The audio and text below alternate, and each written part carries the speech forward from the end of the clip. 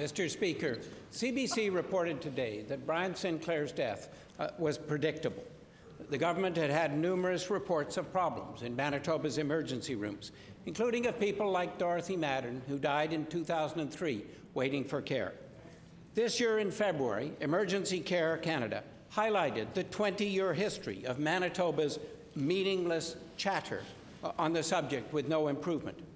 I asked the Minister of Health, when she was fully aware of problems in our emergency room, when she became minister in 2006, why was it that 2 years later, in September 2008, that the emergency room at the Health Sciences Centre was so bad it was called a war zone? Yes, thank you, Mr. Speaker. Mr. Speaker, the fact is that there have been significant improvements to the healthcare system since we've been in office. It just was not a case of hiring back the 1,500 nurses that have been fired. It was just not a case, Mr. Speaker, of hiring an additional 500 doctors, Mr. Speaker. It was a case of putting confidence back in the system. And part of that was things like the Protection of Persons in Care Act. Part of that was the total reconstruction of the Health Sciences Centre, Mr. Speaker. Part of that was emergency rooms at Seven Oaks, which had been previously scheduled to close, at Grace Hospital, at Victoria Hospital, Mr. Speaker, and at Concordia Hospital, Mr. Speaker, to make it more efficient and more effective to handle more patients and in a more timely fashion. Part of that was putting equipment in place, Mr. Speaker, and part of that was critical incident reporting. Order, please. The minister's time has expired. Mr. Speaker, today CBC's I-Team revealed the contents of the 2008 critical incident investigation on the death of Brian Sinclair. The emergency room where Brian Sinclair sat waiting for 34 hours in 2008 was described as a failure at all levels. We are told that the public is not perceived as a useful source of information. Information from at least 4 members of the public in the emergency room about Mr. Sinclair was dismissed. Mr. Speaker, I ask the Premier, how could it be that the Minister of Health has run healthcare since she became minister in 2006 without listening to the public and still has not taken steps 7 years later to listen to the public? Mr. Speaker, as a matter of fact, the pediatric deaths that the Minister of Innovation has mentioned led to recommendations to have a critical incident process that allowed people to come forward and disclose and discuss errors they have made, and to do it in such a way that they could improve the system.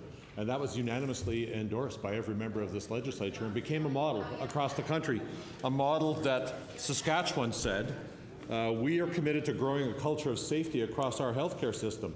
Perhaps a good way to start walking the talk would be to follow Manitoba's lead, and be absolutely transparent.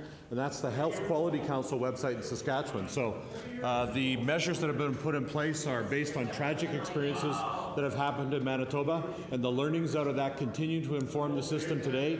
And the Brian Sinclair death led to many immediate improvements, and the inquest allows anybody to be called as a witness and all matters to be reviewed again. So all of this is part of the ongoing openness to improve healthcare in Manitoba.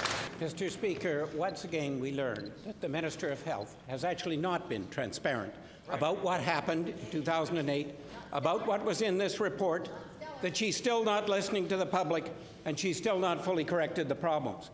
Manitobans are asking why the Minister of Health did not make available at least some of the most critical facts from this report, this incident report, as soon as it was available, but instead has consistently covered up information.